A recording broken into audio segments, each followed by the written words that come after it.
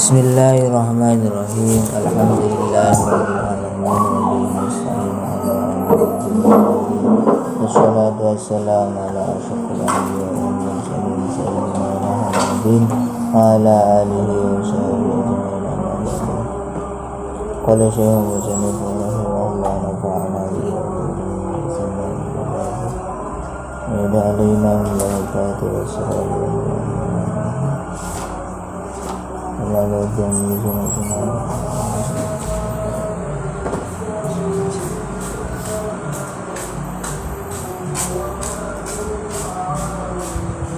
ya Allah ya Allah ya Allah. Syahidillah lahumul fatihah.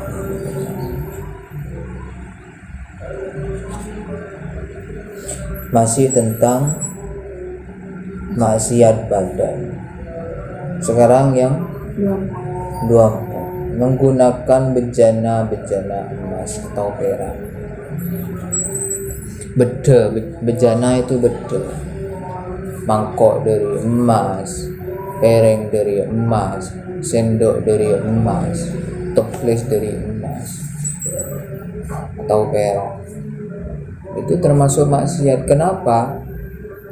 Karena itu adalah bentuk kesombongan. Kalau dijadikan perhiasan itu boleh-boleh saja. Tapi kalau digunakan untuk sehari-hari itu termasuk kesombongan. Tapi ya sekino orang di sekitar kita ada yang pakai piring emas, tapi ada seperti itu ada. Tapi orang yang seperti itu sudah sangat-sangat berlebihan. Pickup serba emas, mobil emas.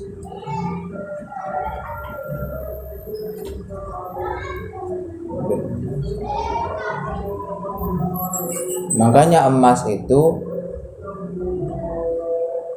kebanyakan diolah menjadi perhiasan.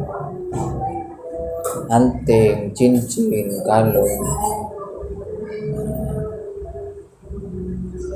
Dan perhiasannya itu digunakan untuk perempuan. Kalau laki-laki pakai emas, apa hukumnya?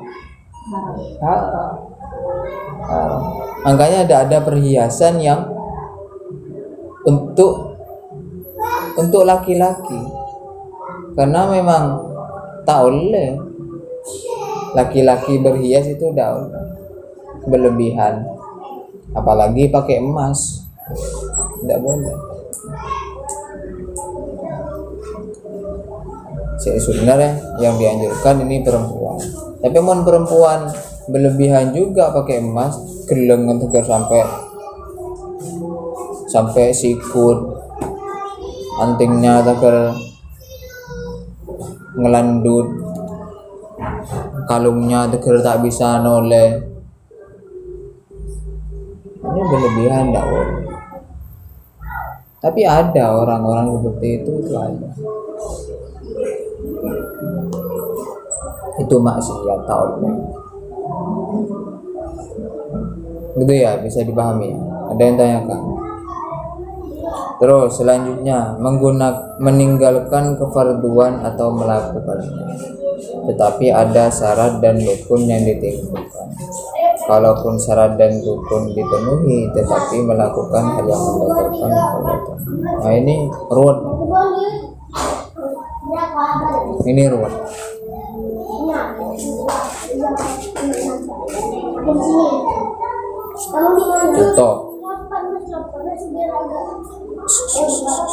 Contoh melakukan kefarduan. Apa yang fardu?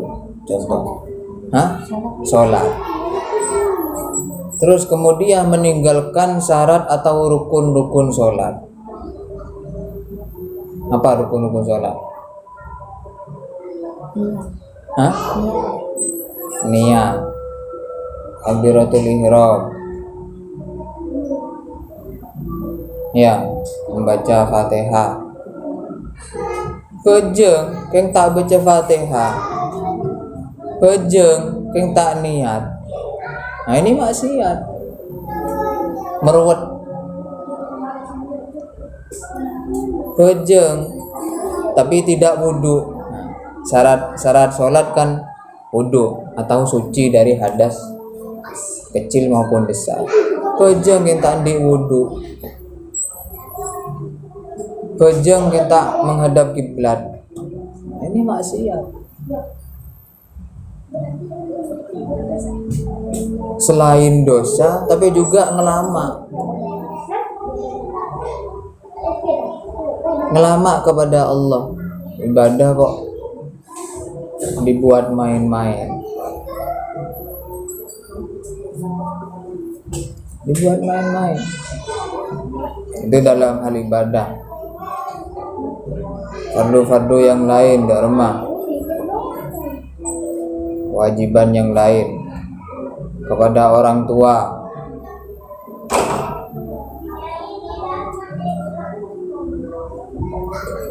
apa kewajibannya?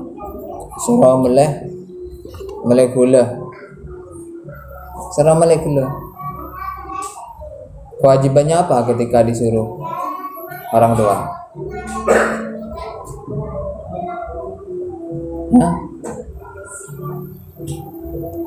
Mentaati. Iya. Jawabannya iya, yang tak jalan. Ini maksiat. Atau jalan keng besena. Benih kebay melek gula, melek es, melek cilok. Nah ini maksiat.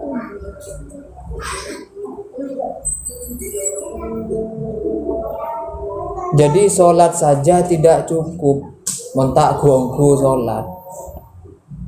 Berbakti saja tidak cukup, mentak gonggu berbakti. Baik saja tidak cukup, kalau itu sok-sok baik atau pura-pura baik.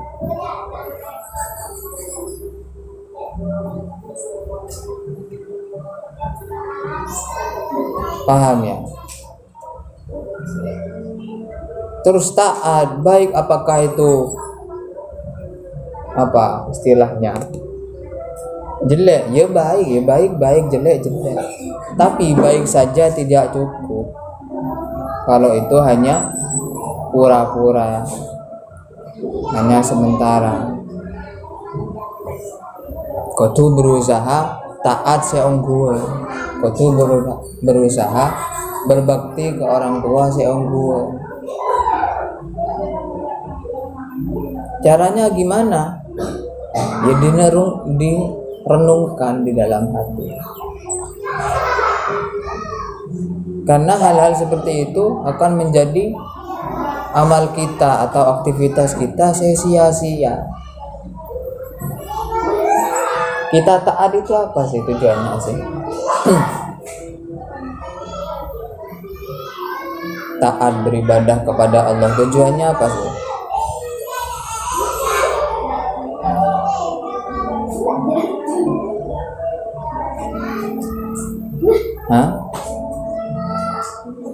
Menggapai ridha Allah.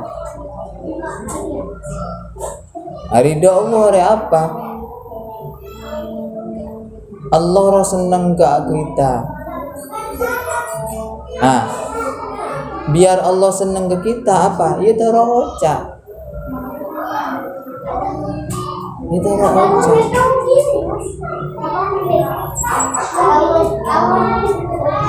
Idaraja. Sami'na wa ata'na. Saya mendengar, saya juga taat.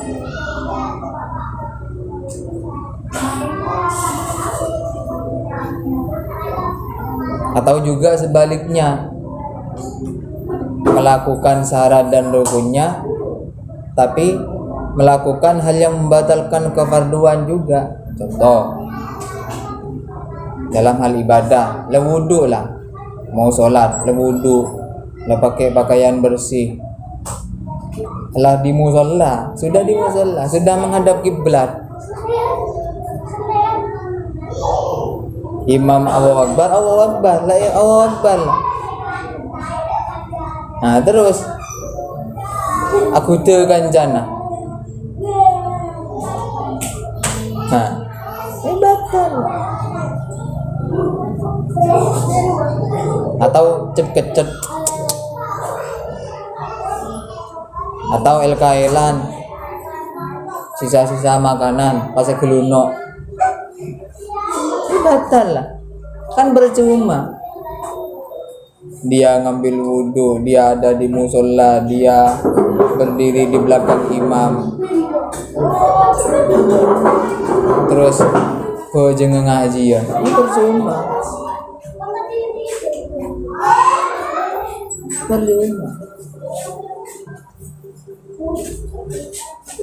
Makanya taat saja tidak cukup, mentakku ongku taat. Gitu ya, bisa dipahami ya. Ada yang tanya kan? Selanjutnya, meninggalkan sholat Jumat padahal sudah berkewajiban meskipun sudah sholat duhur, terutama bagi laki-laki. Laki-laki wajib sholat Jumat. Laki-laki wajib sholat Jumat.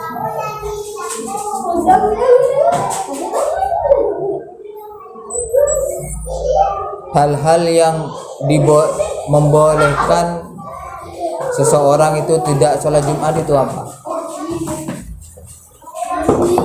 Boleh tidak sholat Jumat itu gara-gara apa? Sakit, apalagi?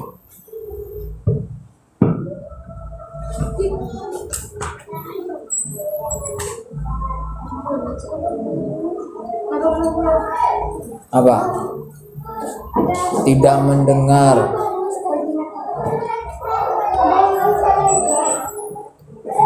tepak padam semisal.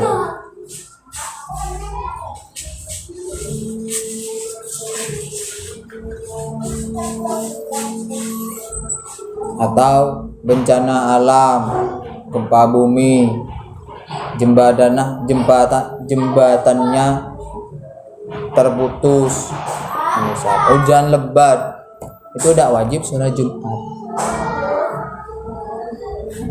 Tidak wajib sholat Jumat.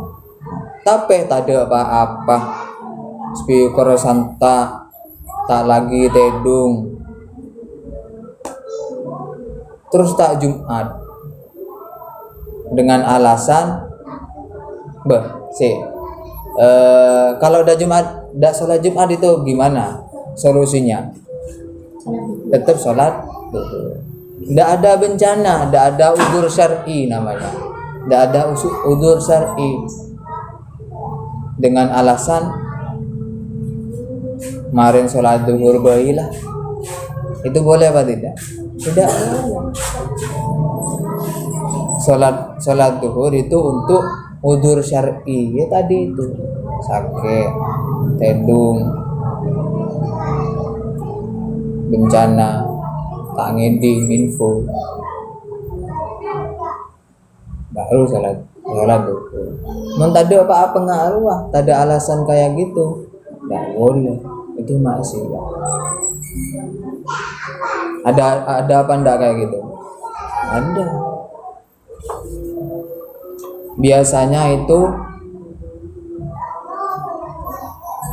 ini orang kecapean kerja, pulang kerja pas azan, jadi saya langsung ke masjid todus karena bau, karena keringetan. Saya mandi ya telat, datang desah todus, telat dan lain-lain. Desah paling belakang todus.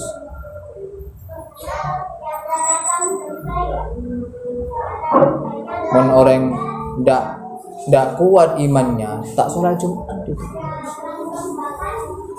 Ndak sholat Jumat. Makanya kalau kita beraktivitas itu lihat-lihat waktu lah, tahu-tahu waktu lah. Bahkan sekarang itu masjid kol 10 lemunyi kan, yang Jumat itu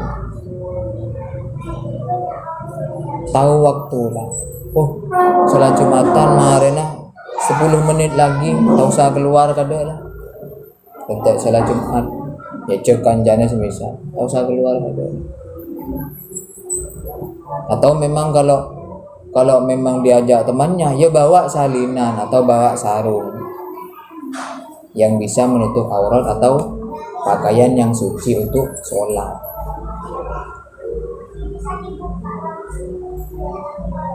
Apalagi laki-laki.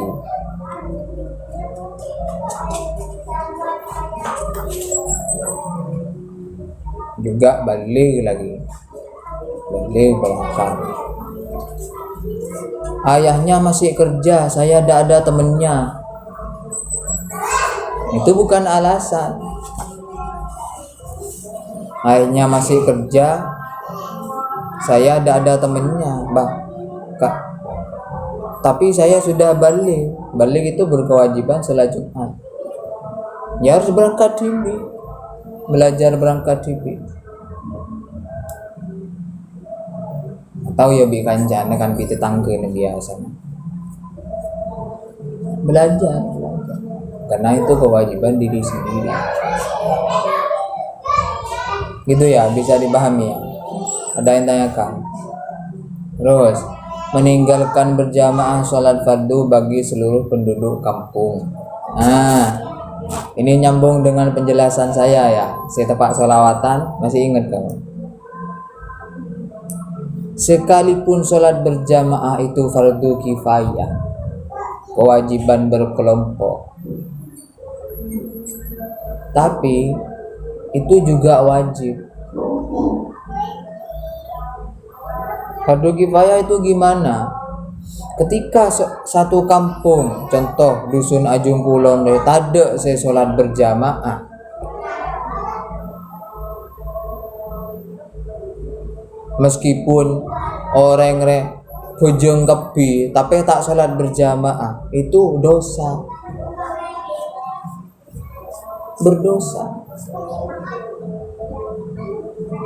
berdosa. Makanya orang-orang yang sholat di musola, orang-orang yang sholat di masjid itu penyelamat daerahnya, penyelamat lingkungannya. Ini yang banyak orang tidak paham. Apa?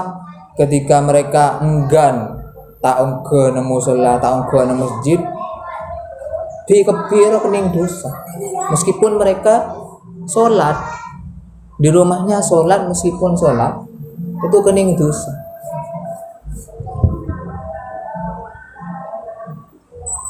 Kening dosa. Dan termasuk maksiat. Apa sesuatu yang dibenci oleh, meskipun sholat kedibi, tapi lebih afdol, lebih utama sholat berjamaah.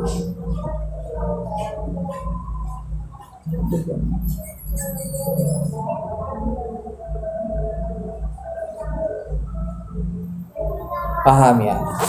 Ada yang tanyakan? 28. Selanjutnya, menunda sholat fardu hingga keluar dari waktunya tanpa ada uzur. Menunda-nunda. Marin baik. Nah, kayak gini nih. Ini masih boleh sholat duhur apa enggak sekarang ini? Boleh masih.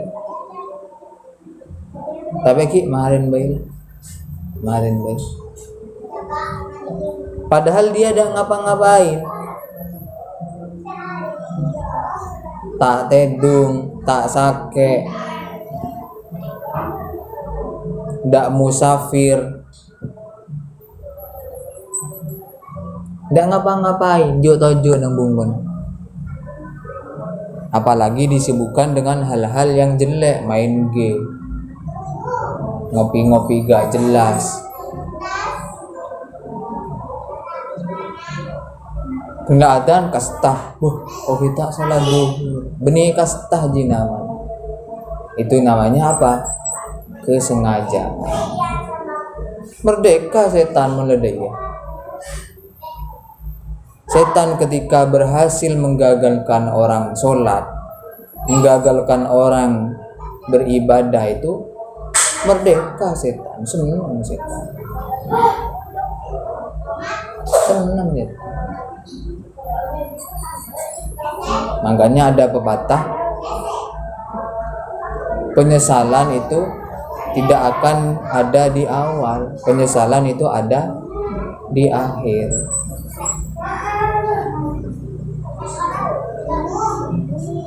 Karena banyak orang tidak sadar, dan penyesalan itu adalah salah satu tanda orang sadar.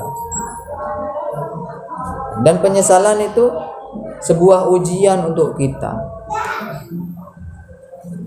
sebuah ujian untuk kita.